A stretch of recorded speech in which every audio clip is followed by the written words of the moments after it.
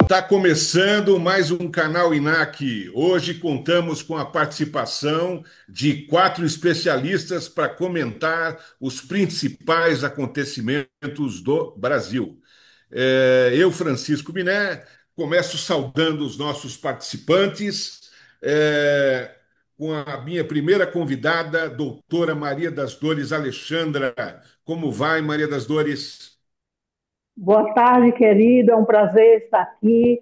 Sempre venho com muita satisfação, com muita alegria, colaborar e contribuir com essa instituição de tão importância hoje para o Brasil e para o mundo. E eu quero também dizer que é uma satisfação estar aqui hoje, dividindo essa bancada com nomes tão importantes dentro dessa área que aqui será discutida, debatida e estarei sempre disposta a comparecer assim eu seja convidada. Muito bem. Lamentavelmente, não cortando sua palavra, né, e já cortando, eu quero te dizer que é com muita tristeza que eu trago aqui hoje o cenário atual do feminicídio no Brasil. Eu lamento, acompanho atentamente o que vem ocorrendo, porque eu sou rede de apoio há mais de 20 anos, ou seja, antes da Lei Maria da Penha, eu já atuava nessa área de combate à violência doméstica. E a partir da instituição da lei de feminicídio, a gente continuou, somos obrigados a continuar nesse combate também, que é o passo final, né? Quando a violência doméstica começa, o medo que se tem, nós que somos rede de apoio, é que chegue a esse estágio da mulher ter sua vida ceifada. Infelizmente, é triste o cenário e eu posso te garantir, o Estado ainda é falho, porque leis existem até demais. Eu costumo dizer, para que leis se elas não são efetivas? Se elas não são realmente aplicadas?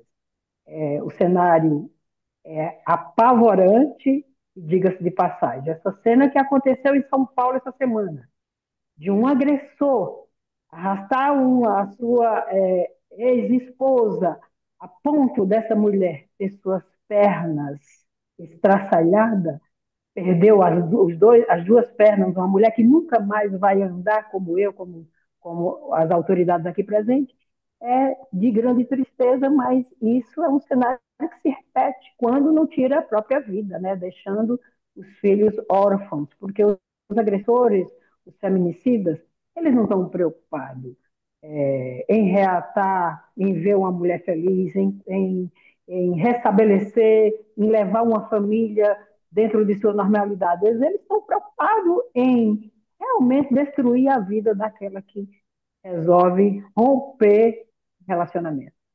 Com tristeza o cenário. Verdade.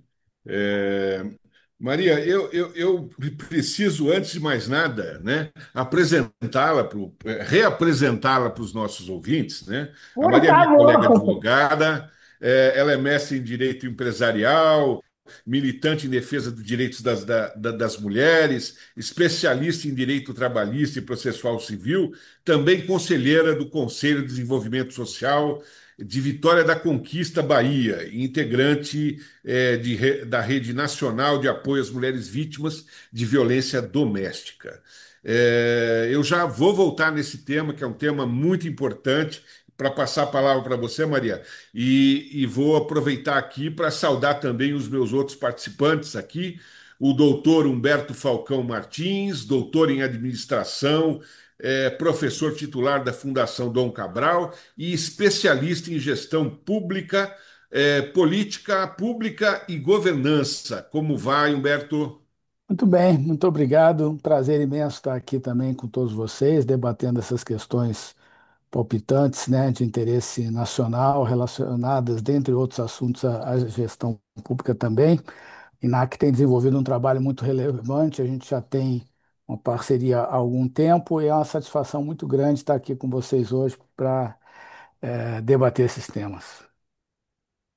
Também comigo o doutor Marcelo Rosa, meu colega advogado, especialista em direito eleitoral, parlamentar e partidário, pós-graduado pela Unesp, consultor jurídico, professor e membro da Comissão de Direito Eleitoral e Compliance da OAB, sócio do escritório Melo Rosa e Souza, advogados associados. Como vai, Marcelo? Boa tarde a todos, boa tarde, Francisco. Agradeço o convite, muito honroso de estar à presença das demais debatedoras, demais debatedor. Agradeço o convite do INAC, na pessoa do Roberto Liviano, doutor Roberto Liviano. Estamos aí, vamos adiante aí nessa uma hora aqui de encontro aqui. Estou à disposição.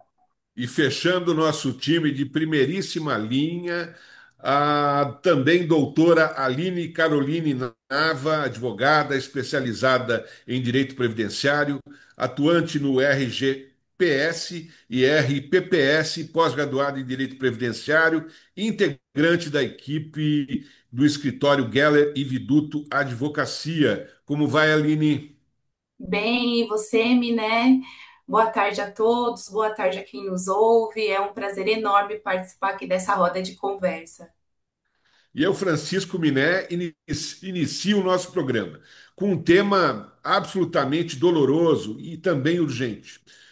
O Brasil registra números alarmantes de feminicídio e episódios recentes, como atropelamento e arrasto de uma mulher na Marginal Tietê, aqui na cidade de São Paulo, reacenderam o debate sobre mecanismos de proteção. Eu pergunto à minha colega, doutora Maria das Dores, qual a importância das medidas protetivas de urgência no enfrentamento à escalada da violência contra a mulher?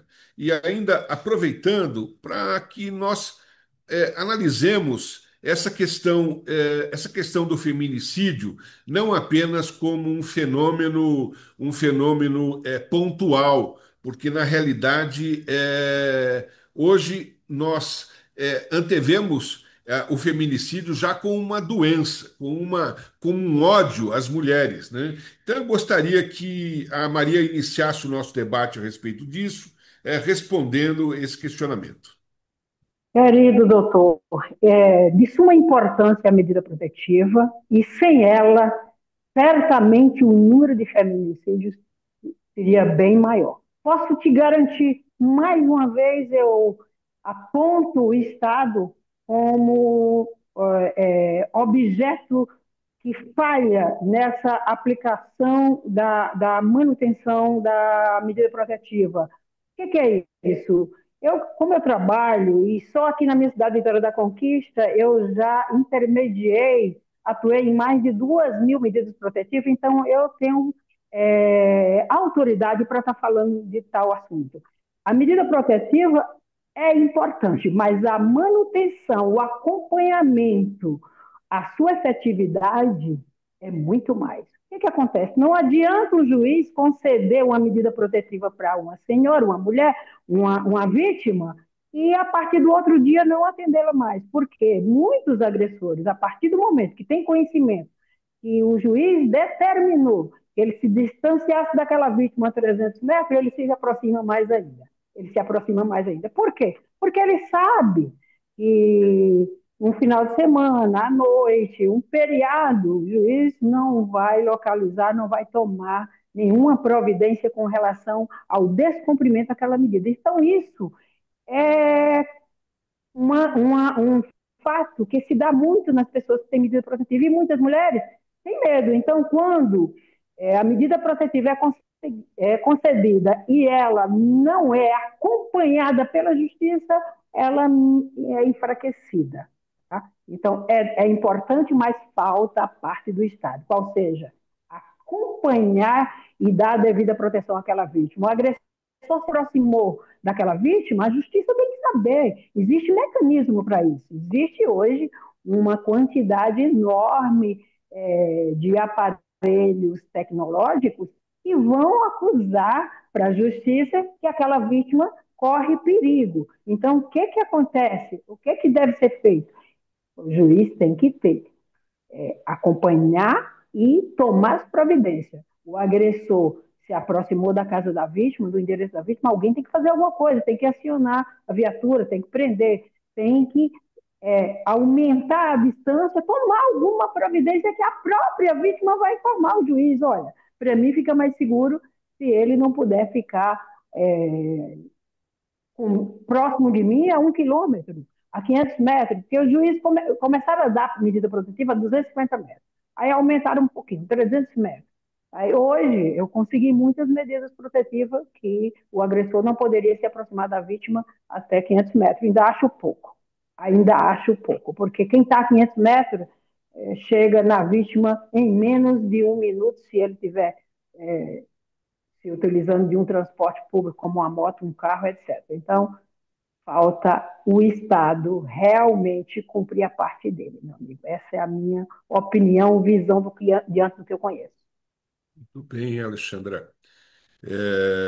Aline, ainda dentro desse mesmo tema, nós já temos assim uma desigualdade, né, entre homens e mulheres que a própria Constituição Federal ela acaba sendo atentada e violentada a todo instante, seja na área trabalhista, seja na área da distribuição das tarefas dentro de casa, sendo na distribuição de tarefas, entre outras coisas mais, responsabilidade pela educação dos filhos. Existem várias medidas protetivas, como é, a maioria dos financiamentos imobiliários de baixa renda priorizam como contratante sempre a mulher em detrimento ao homem, para que se possa também proteger a infância. Então, nós temos algumas medidas que são obrigatórias para que se possa preservar direitos, mas mesmo se fazendo tudo isso, não está dando certo. Então, Aline, o que você sugere em relação a esses questionamentos? Eu concordo com a doutora Alexandra a respeito do que ela explanou sobre a questão do feminicídio, né? Eu acho que acaba sendo até um ponto educacional mesmo, onde tem que ser desde o começo, infelizmente, a falar para as crianças, principalmente para os meninos, como existe essa necessidade de tratar realmente uma mulher, mas eu concordo com ela no sentido de que justamente a medida protetiva serve para cortar esse ciclo antes de virar essa tragédia, né? Quanto mais rápido o Estado age, maior a chance de evitar essas tragédias, como a gente viu recentemente. Essa semana não foi somente essa, foi também uma ex-companheira que foi baleada no seu próprio trabalho de uma maneira bem cruel. Então, eu acho que se precisa prevenir com mais políticas, mais conscientização desde o início da trajetória aí das nossas crianças. Muito bem, Aline. Marcelo, nós vivemos tempos que são considerados é, filosoficamente como tempos líquidos, né? Ou seja, as emoções são rápidas, as situações, as soluções para os problemas são rápidas, nós temos acesso à internet, muita comunicação e pouco entendimento, tá? Gostaria que você repercutisse essa questão e o que pode estar acontecendo nessas relações entre homens e mulheres?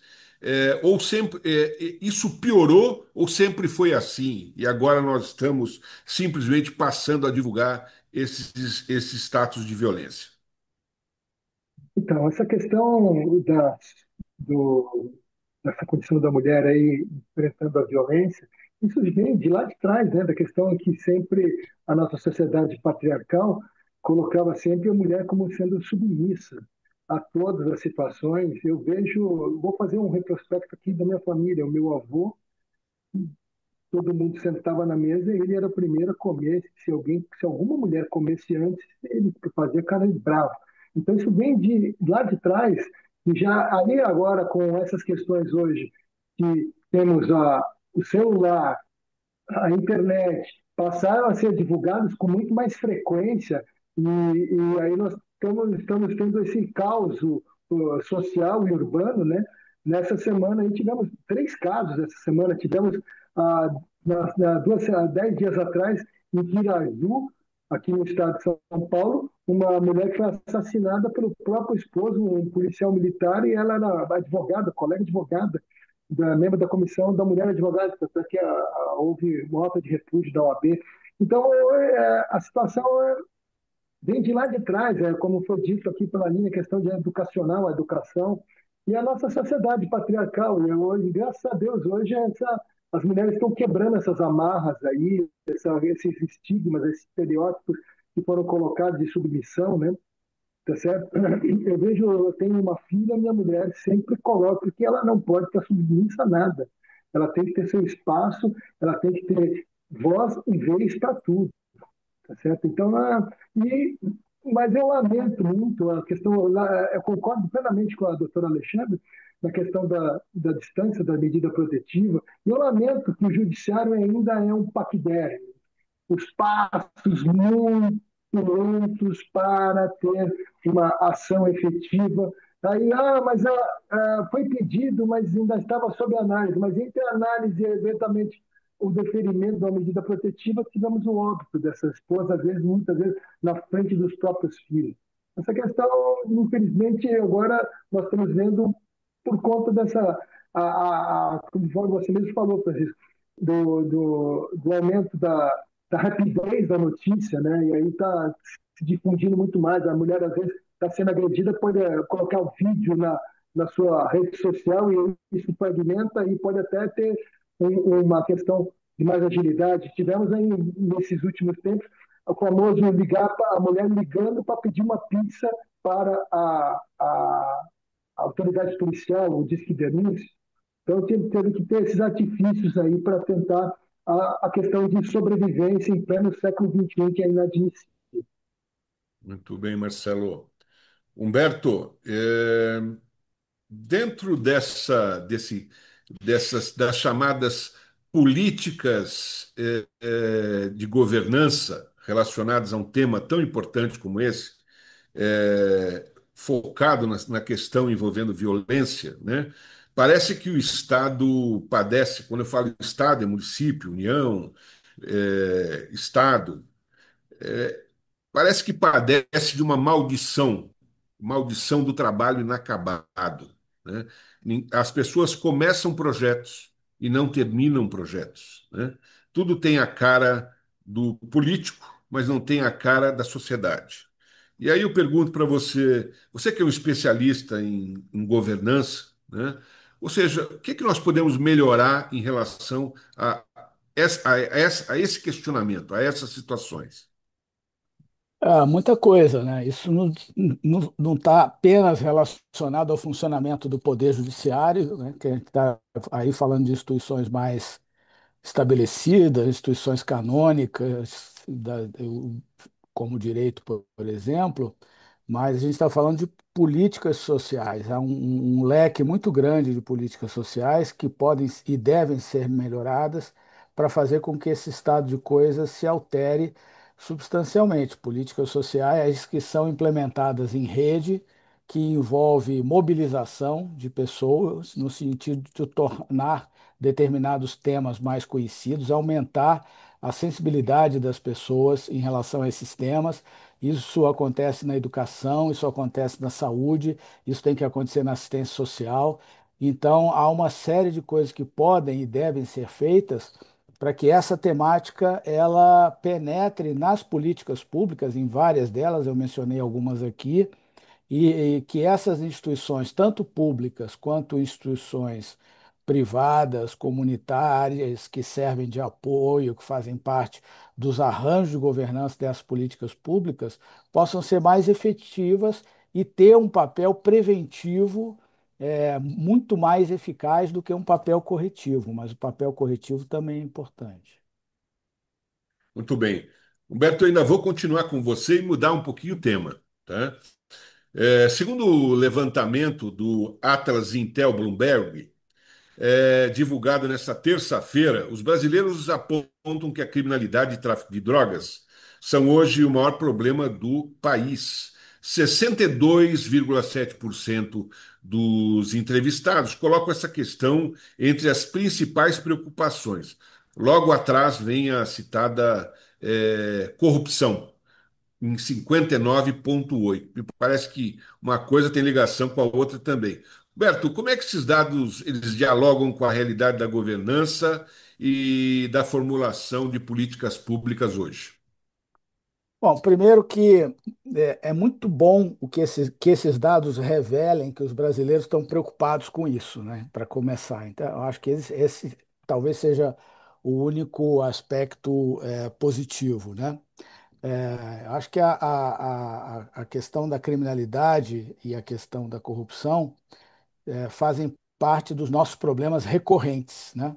Se a gente analisar, por exemplo, a qualidade institucional no Brasil, comparada com outros países do mundo, com quase todos os países do mundo, mas em particular comparado com países do mesmo grupo do qual o Brasil faz parte, que são os países de renda média alta, a gente vai ver que o Brasil tem uma pontuação, tem um score a respeito da controle da corrupção e do qualidade da segurança pública abaixo da média desses países de renda média alta. Então, isso é um sinalizador de que temos problemas relacionados a isso que a gente não está conseguindo vencer, não obstante avanços que possam ter acontecido ao longo do tempo. Eu estou me referindo mais em relação ao controle da corrupção, houve mais avanço do que a qualidade da segurança pública propriamente dita, muito embora ainda tenha havido, mas os pequenos avanços que houve, esses avanços, eles não são suficientes para a gente dar conta da complexidade desses problemas. Então, a gente está para trás.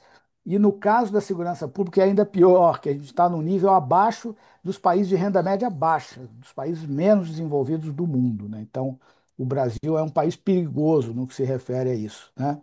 Então, isso é um problema clássico, né?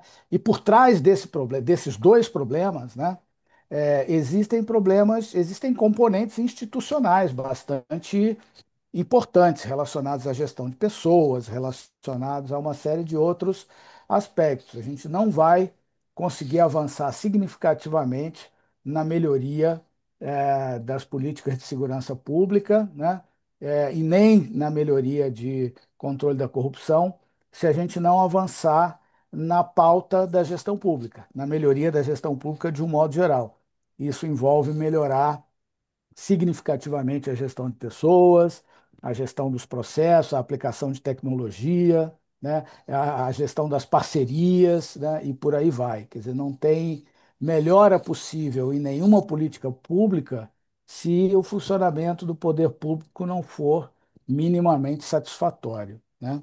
Então, são dados assim realmente muito desafiadores. O Brasil tem um sistema de controle sofisticado, né? Que custa caro para a sociedade brasileira, né? E que aparentemente não está sendo suficiente para estabelecer um nível razoável e desejável de controle da corrupção, em particular relacionado a esse assunto. Tudo bem, Humberto. Alexandra, ainda dentro do mesmo tema, onde nós falamos em violência e corrupção, que na realidade são dois eixos muito importantes. Nós vivemos num país com sérias desigualdades sociais, um país com baixa escolaridade e onde ainda as pessoas passam fome, né? Qual a ligação disso? Educação, fome e desigualdade social com essa questão com esse aumento da violência, e da corrupção. Olha, é triste realmente o cenário nacional, mas eu particularmente atribuo a nós mesmos. Nós escolhemos muito mal nossos representantes. Nós votamos de forma errada. Por exemplo, em todos os entes políticos, a presença da mulher é mínima. Isso em âmbito federal, estadual e municipal. Aqui em Vitória da Conquista, são 23 cadeiras de vereadores. Quantas mulheres tem lá? Legislando apenas 4. Isso porque melhorou. No mandato passado eram 2 apenas. E é muito difícil para a mulher entrar nesse cenário. Eu levo todos esses problemas ligados a essa escolha política, porque está nas mãos deles dirigir, conduzir tudo. Tudo que diz respeito à economia, segurança, saúde, etc, etc. Então, se nós colocamos lá dentro para tocar nossas leis, para aprovarem os projetos que lá chegam e que são, inclusive, muitos deles criados por eles mesmos. A gente sabe da dificuldade. Alguns políticos vêm aí mascarados, dando apoio à mulher, agora a violência é tudo balela. Eu tenho mais de 20 anos que defendo mulheres, que pego meu carro, gasto minha gasolina, levo lá na DEAN. Nunca um político me deu parabéns, ao contrário. Me chamam e me dizem que é chato o meu trabalho, que meu trabalho é radical, que essa história de defender mulher, isso não funciona, porque muitas mulheres elas têm um atrevimento maior do que a agressão do homem, e por aí vai. Então, eu atribuo as questões políticas à ausência da presença da mulher na política, em todos os entes, inclusive em relação ao ente federal. Poucas mulheres legislando, governando, e fora a violência que as mulheres que conseguem entrar e sofrem. São violentadas. Nós estamos com um Congresso que dá vergonha de ver como eles conduzem a coisa, né? Então, é isso, amigo. Temos que aprender a votar. Eu vou aproveitar a experiência do Marcelo, porque o Marcelo é o nosso especialista em direito eleitoral, e nós tivemos várias medidas afirmativas para aumentar as bancadas femininas nas assembleias, congressos e câmeras. E aí eu faço o seguinte questionamento: muitas delas, quando eleitas, né, ainda são, de alguma maneira, hostilizadas nas próprias assembleias, nas próprias câmeras, nas próprias, às vezes no Senado, em situações assim, cujo exemplo é bastante estranho, né? Como é que, o que que se pode fazer para melhorar isso, né?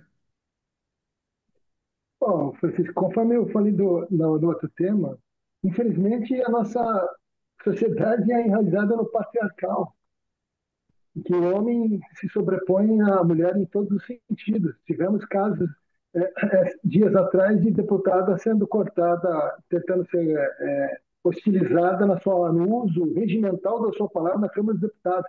Já vimos diversos casos em câmaras municipais de cidades menores de presidente da Câmara Municipal cortar a palavra de uma vereadora que estava usando o seu direito de usar a tribuna. Tanto é que é o parlamento, parlar, cortando a palavra. Né? Infelizmente, vem dessa nossa sociedade nesse sentido aí. E aproveitando essa questão que você comentou aí dentro da questão das políticas afirmativas, os partidos políticos eles são obrigados a apresentar um número, um percentual mínimo da cota de gênero, mas como o número maior é de homens, então se fala que é a cota de mulheres, mas se é a cota de gênero, no mínimo 30%. Se o partido apresentar tiver 100% de homens, ele não pode, não, 100% de mulheres, ele não pode ter uma chapa de 100% de mulheres, tem que ter 30% do outro gênero e assim por diante. Aí o que ocorre? Essa ação afirmativa está na lei, é, nas últimas 3, 4 eleições, os partidos políticos vêm burlando esta cota de gênero, colocando as chamadas candidaturas laranjas. E isso fez com que, há 2 anos atrás, não, há pouco tempo atrás, o Tribunal Superior Eleitoral foi obrigado a aprovar uma súmula, chamada Súmula 73, e ali vai dar todos os tópicos condicionantes à que seja enquadramento da chamada burla à cota de gênero ou as candidaturas laranjas, onde vem a sanção da derrubada de toda a chapa de, de parlamentares que foram eleitos nessa burla, nessa burla da lei, tá certo? Mesmo tendo mulher sido eleita nessa chapa, mas só que essa chapa ela só foi condicionada a se apresentar para o eleitorado por conta de uma burla à lei. Então, dentro dessa questão do a mulher é sempre tratada de quinto plano, dentro do próprio partido político, que coloca candidatas laranjas para poder ter o êxito de apresentação de uma chapa competitiva registrada no tribunal respectivo. E aí vem o reflexo disso no parlamento. Se o próprio partido trata a mulher como sendo irrelevante, porque ele tem que cumprir uma cota ali que a lei determinou, quiçá no parlamento, quando ela consegue ter o respaldo do eleitor, e aí vai fazer o uso do exercício do seu mandato como parlamentar, e aí ela está sendo dirigida por um homem machista, misógino, e vai ouvir a sua palavra. Temos aí no Senado, como você falou, inclusive, ministra de Estado mulher sendo atacada em sessão pública dentro do Senado Federal. É muito, muito sério isso, né, Marcelo? É, Aline, não vou mudar de tema, mas eu vou aproveitar o nosso próximo tema e tentar fazer um link, né, a respeito dessa grande diferença entre homens e mulheres, que nós já falamos lá para trás, né?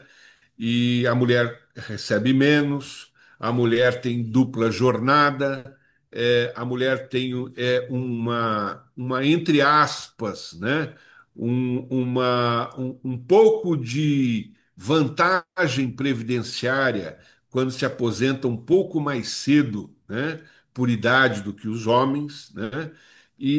Mas hoje se fala em revisão da vida toda. E o Supremo Tribunal Federal formou maioria para rejeitar essa chamada revisão da vida toda. Queria que você explicasse para a gente o que é a revisão da vida toda, qual a consequência disso para todos os segurados e principalmente para a mulher em relação a essa questão, essa proteção social que hoje muitas vezes nós não temos. Esse é um dos motivos, né, que a mulher se aposenta aos 62 anos e o homem aos 65, né, exatamente por essa dupla jornada. Mas falando um pouquinho sobre a questão da revisão da vida toda, essa semana voltou a circular nas redes sociais a notícia de que o STF se reuniu e formou maioria para cancelar de vez a tese da revisão da vida toda, né? E, na verdade, a tese permitir os segurados do INSS a considerar no cálculo do seu benefício as contribuições anteriores a julho de 94. Mas como já foi bem explicado, isso não deu certo, né? O STF acabou, depois de um recurso do INSS, acabou por acolher esse recurso e derrubou a tese. Então, a partir daí, ele firmou a tese de que aqueles segurados não tinham a opção, como tem hoje, da escolha do melhor benefício. Então, a partir daí, seria calculado através da Lei 9.876 de 99, considerando exclusivamente salários de contribuições posteriores de julho de 94, né? E aí, com esse cancelamento, como é que iriam ficar os segurados que ingressaram?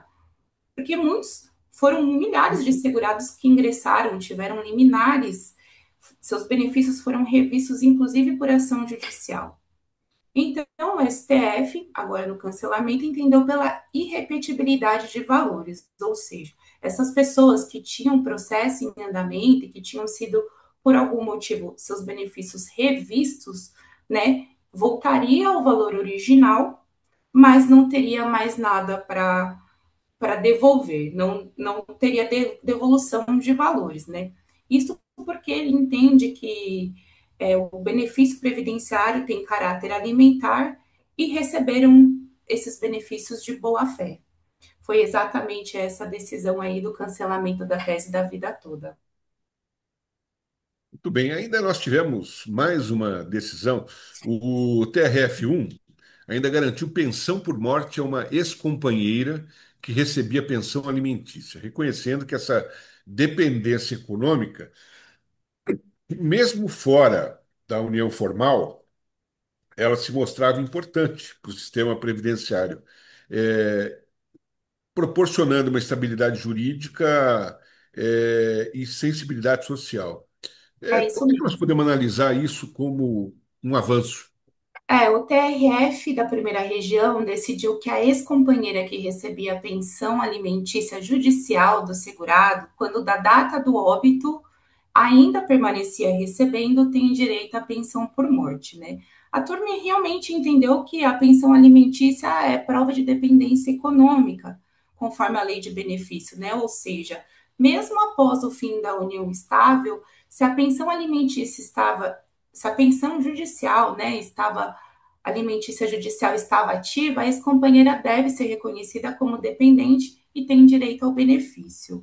Essa decisão é de extrema relevância, né, porque protege quem ainda dependia financeiramente do segurado, né, e também serve como precedentes para outros ex-companheiros, ex-cônjuges, pessoas que recebem alimentos judiciais. Muito bem. Vamos mudar um pouquinho de tema, vamos falar sobre meio ambiente, né? E dentro dessa política de meio ambiente, nós tivemos no Brasil recentemente a PEC, a COP 30, né? E ato contínuo uma derrubada dos vetos, o chamado PL da devastação, que acabou reacendendo o debate sobre equilíbrio entre desenvolvimento econômico e proteção ambiental, né? Eu pergunto ao Marcelo, se todas essas regras que acabaram flexibilizando a legislação sobre licenciamento e ampliando a possibilidade de autolicenciamento, tão criticada pelos ambientalistas, se isso, tudo isso abriu um espaço para o governo tentar, de alguma maneira, encontrar um caminho do meio, salvo a sua possibilidade de recorrer ao Supremo Tribunal Federal, que hoje em dia parece que tem um efeito assim melhoral, né? Serve para tudo e qualquer coisa. Então, Marcelo, como é que a gente pode, de alguma maneira, melhorar isso, tá? Já que o legislador, que deveria fazer as suas vezes, né, não consegue, de alguma maneira, agregar, né, ou conciliar-se com a sociedade. Então, nós temos a todo momento divórcios, né? E como órgão julgador e conciliador, entre aspas, nós temos o Supremo, né? Então, o que você fala sobre isso? Bom, o nosso sistema presidencialista, como diriam, é o sistema de presidencialismo de coalizão, né? Ou alguns falam de cooptação. E aí nós tivemos esse caso aqui, triste, do nosso Congresso aprovar uma, uma legislação que afrouxa a questão e traz um maior retrocesso ambiental à história recente do nosso país, que depois de foi levado, aprovado, foi levado ao chefe do Poder Executivo, o presidente da República, que vetou o, o, os pontos, na minha opinião, também inadmissíveis para o momento que vivemos, e você bem tocou aí na questão da COP. E aí, depois disso, com a queda de braços da questão com o poder legislativo, o Congresso Nacional, foram lá e, de enfrentamento ao Poder Executivo, e derrubaram esses vetos, e traz um retrocesso ambiental. E agora ficou um impasse para o Poder Executivo. Vou para o Supremo ou não vou para o Supremo? Se eu for para o Supremo, vou desagradar o Congresso Nacional, os presidentes da Casa Alta, da Casa Baixa, do Senado ou da Câmara dos Deputados. Mas, enfim, tirando essa questão política desse agora do impasse do Poder Executivo, né, o chefe do Poder Executivo, enquanto nós, cidadãos, nós estamos, não podemos ficar nessa encruzilhada de mexida de pôr copos de cristais para quebrar ou não quebrar. Se tiver que quebrar, vamos quebrar alguns cristais, em benefício da própria sociedade, porque esse licenciamento ambiental não é uma burocracia inútil, é a proteção à vida, ao território, às futuras gerações e até à própria economia, pois o que foi aprovado que abre o caminho desse chamado autolicenciamento, que na prática cada um fiscaliza a si mesmo. Como assim, gente? O país não pode trocar a sua floresta, a sua biodiversidade e a sua segurança jurídica por uma licença extremamente fácil de se ter, né? O que o Congresso fez ao derrubar esses vetos não é apenas uma mudança técnica, é um dos maiores retrocessos ambientais da história. Estamos flexibilizando controles essenciais. Então, portanto, para flexibilizar controles essenciais para em prol de um ambiente útil e agradável e salutar, seja para essa geração e as próximas gerações, não, é inevitável que o Poder Executivo vai ter que bater as portas do Poder Judiciário dentro da questão própria da nossa Constituição, dos pesos e contrapesos, para gerar medidas que extrapolam os limites do poder legislador, né? Tudo bem, Marcelo. Alexandra, ainda dentro dessa questão envolvendo o meio ambiente, que muito bem tratou o Marcelo, não pega mal nós discutirmos ecologia, meios de salvar o planeta e, de repente, o Congresso discutir uma situação que vem à revelia, que vem na contramão dessa proteção. Será que esse divórcio é um divórcio permanente? Olha, é mais um ponto que eu sou obrigada a novamente trazer aqui a questão do voto. O parlamento que flexibiliza normas sobre direito ambiental é uma vergonha e não me representa, porque é constitucional a garantia das atuais e futuras gerações cuidar do meio ambiente, preservar o meio ambiente. Então, quando alguém está ali para proteger tudo que tem relação com o meio ambiente, faz o contrário, é uma vergonha. E isso acaba trazendo mais trabalho para o Supremo. O Supremo, para mim, hoje é uma espécie de salvador da pátria. É o último grito de apelo, né? Porque não só agora, nesse parlamento, desde o governo anterior, que se presencia essa flexibilização, por exemplo, no Pará, a extração de minério de ouro aumentou devastamente. E tudo isso se deve a quê?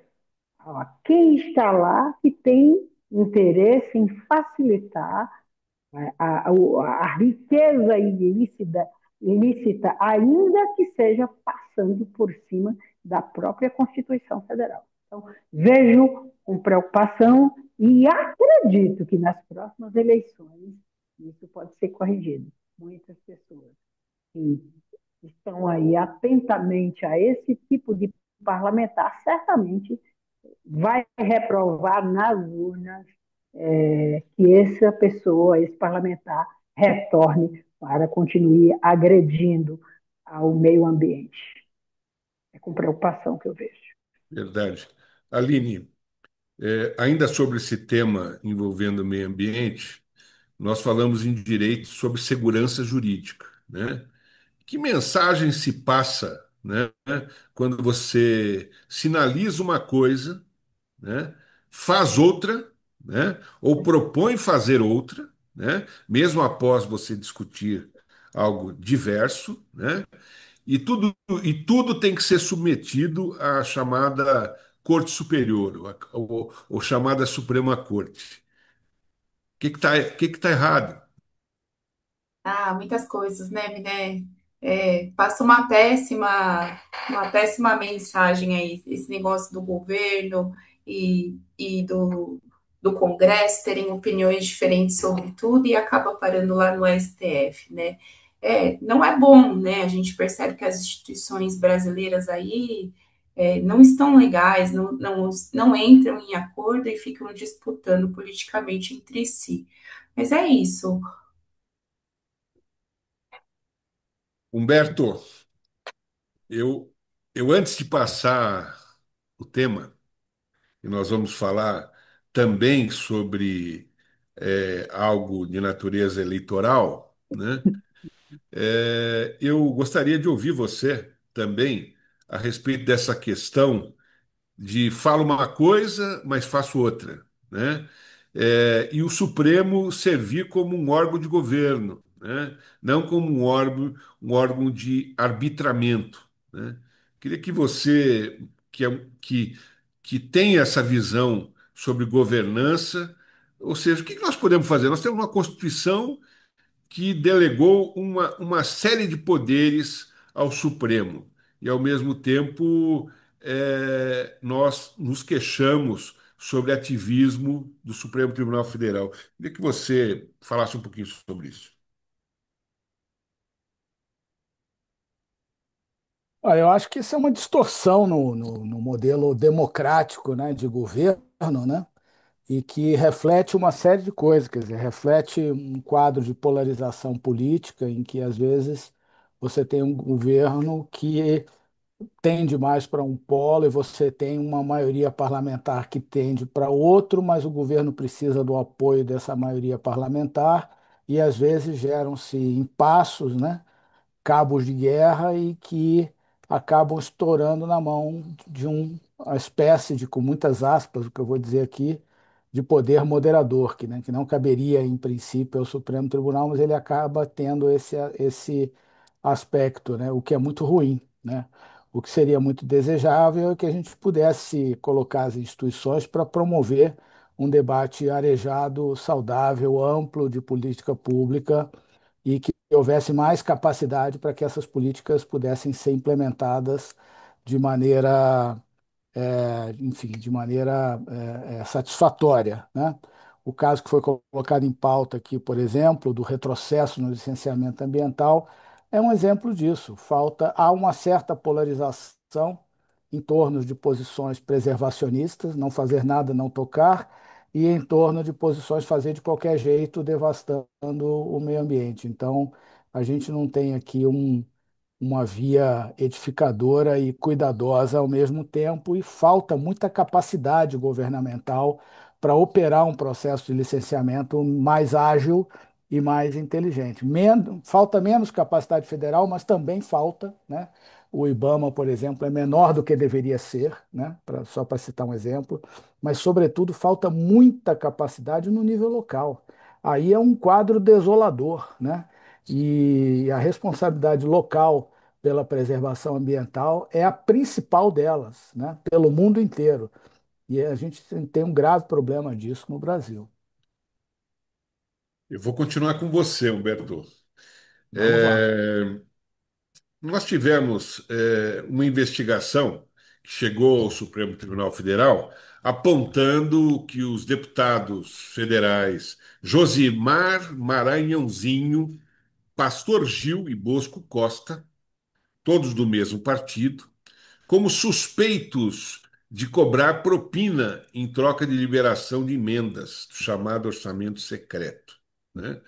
Segundo a Procuradoria-Geral da República, eles teriam solicitado cerca de quase 2 milhões de reais, né, a um prefeito em troca da liberação de mais de 6 milhões em verbas de saúde, configurando possivelmente a chamada corrupção passiva.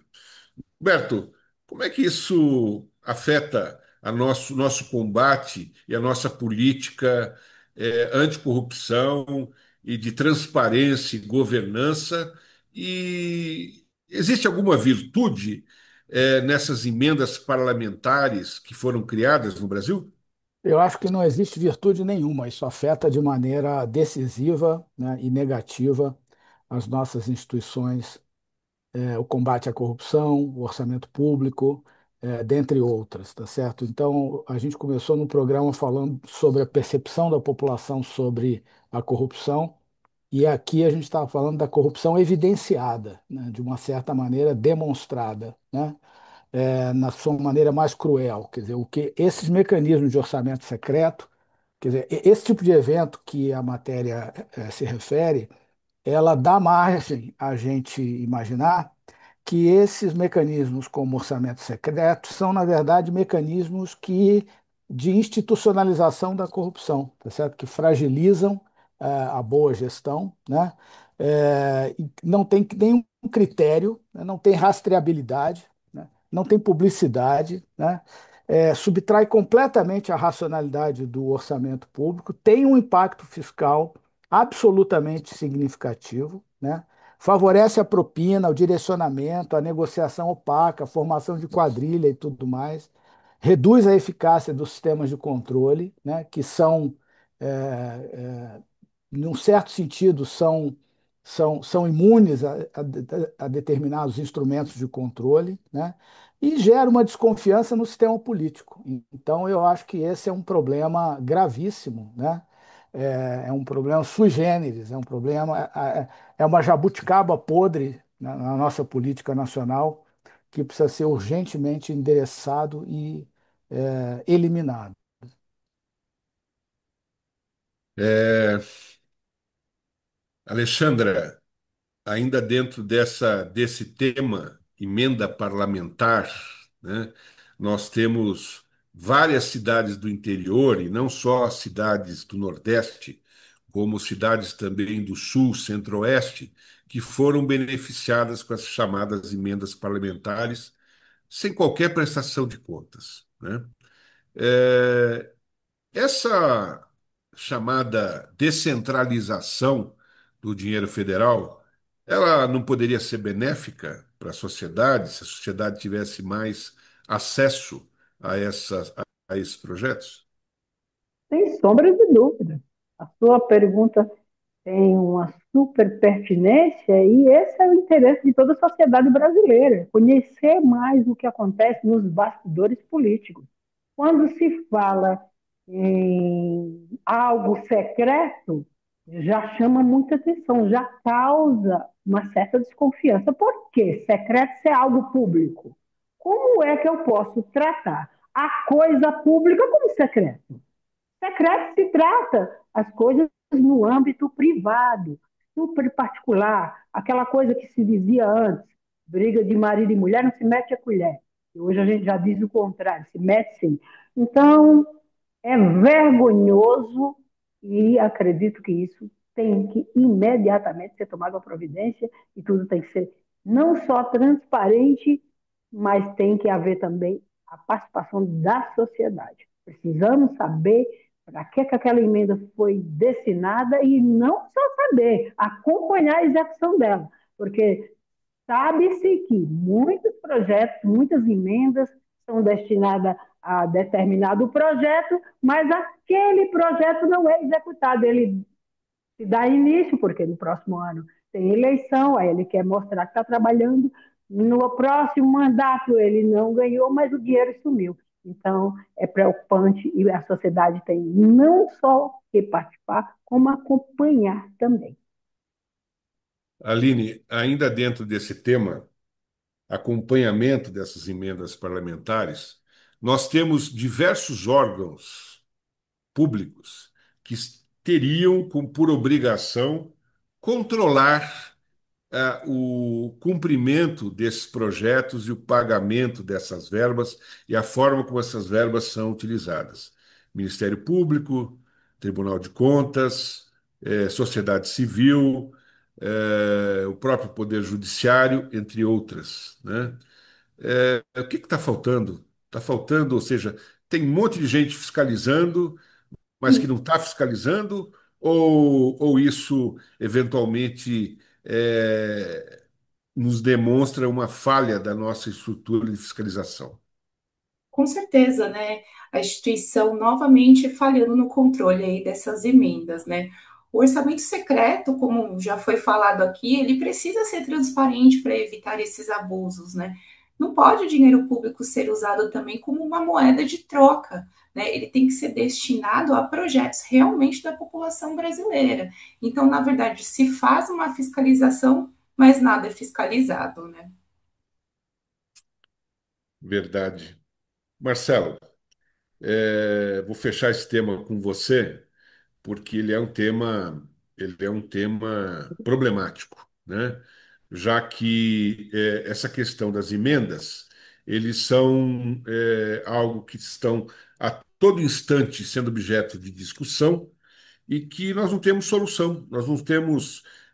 Muitas vezes isso é utilizado como como uma retribuição ao vereador ou mesmo ao deputado que eventualmente tem lá o seu curral eleitoral, se é que nós poderíamos dizer dessa maneira. E como evitar esse tipo de coisa numa, num, num regime de coalizão? Então, é bem complicado mesmo, né? Dentro da questão do regime de coalizão, do executivo, para que consiga a maioria nos parlamentos, vai ter que abrir a caixa, o cofre do tesouro, seja municipal, estadual ou federal, tá certo? Mas aqui, voltando a essa questão seguindo dentro da linha dessa questão da corrupção, né? Infelizmente, nós já vemos de décadas e décadas com isso sendo no bastidor, sendo uma questão normalizada, normatizada.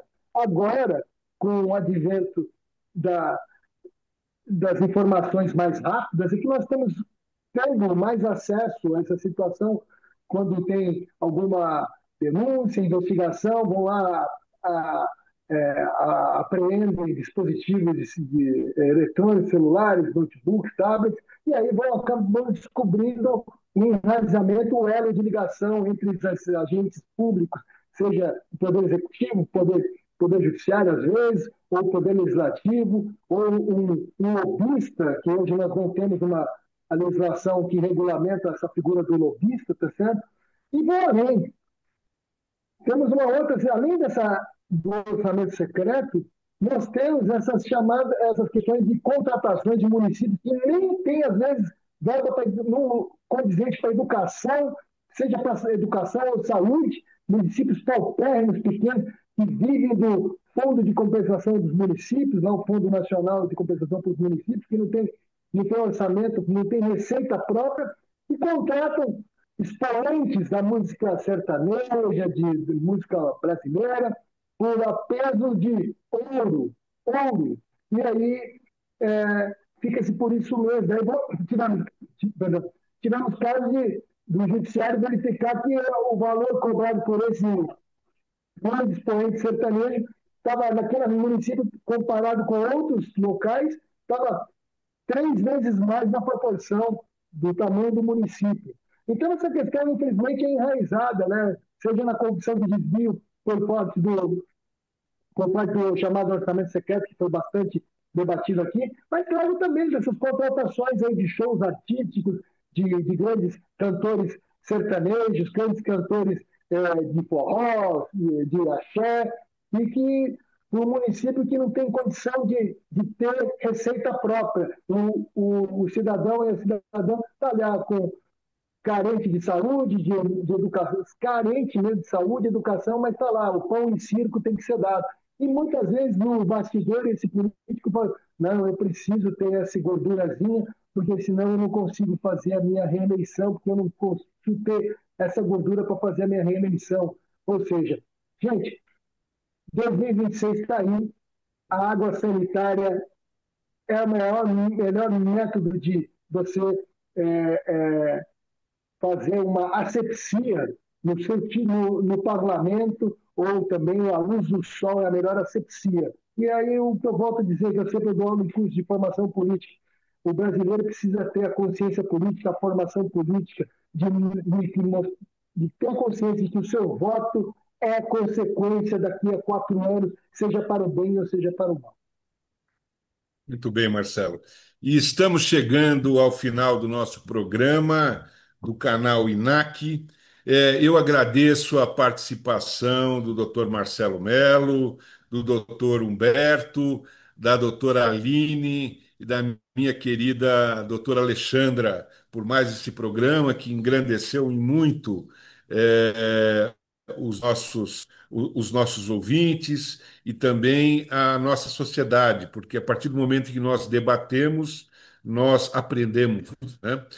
Eu faço um convite a todos os nossos ouvintes internautas que nos sigam no canal INAC no YouTube e também através da Rádio 365. Na próxima quinta-feira, eu, Francisco Miné, retorno com mais convidados para falarmos sobre os melhores temas de combate à corrupção e transparência. Um grande abraço a todos.